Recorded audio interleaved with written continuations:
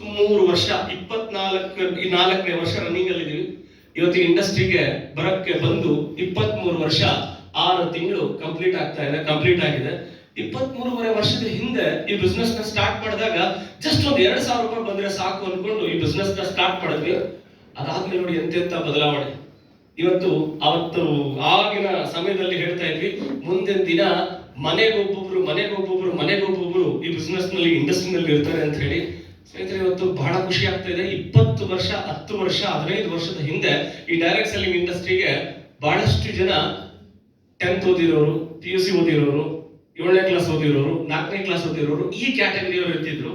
ಇವತ್ತು ನಮ್ಮ entire Indian direct selling ಇಂಡಸ್ಟ್ರಿಯಲ್ಲಿ ನೋಡಿದಾಗ ಈಗ ಆಲ್ರೆಡಿ ಕ್ವಾಲಿಫೈಡ್ಸು ಡಬಲ್ ಡಿಗ್ರಿ ಮುಗಿಸಿರೋರು, ಡಿಗ್ರಿ ಮುಗಿಸಿರೋರು, MBA ಮುಗಿಸಿರೋರು, ಇವನ್ LLB ಮಾಡಿಕೊಂಡು ಪ್ರಾಕ್ಟೀಸ್ ಮಾಡ್ತಿರ್ತಕ್ಕಂಥವ್ರು ಅಂಡ್ ಸಾಫ್ಟ್ವೇರ್ ಇಂಜಿನಿಯರ್ಸ್ ಇದ್ದಾರೆ.